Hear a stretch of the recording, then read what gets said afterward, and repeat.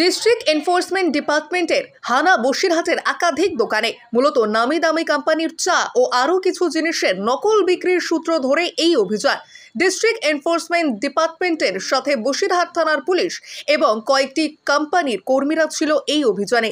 নামি কোম্পানির নামে বেশ কিছু নকল মাল তারা বাজেয়াপ্ত করে।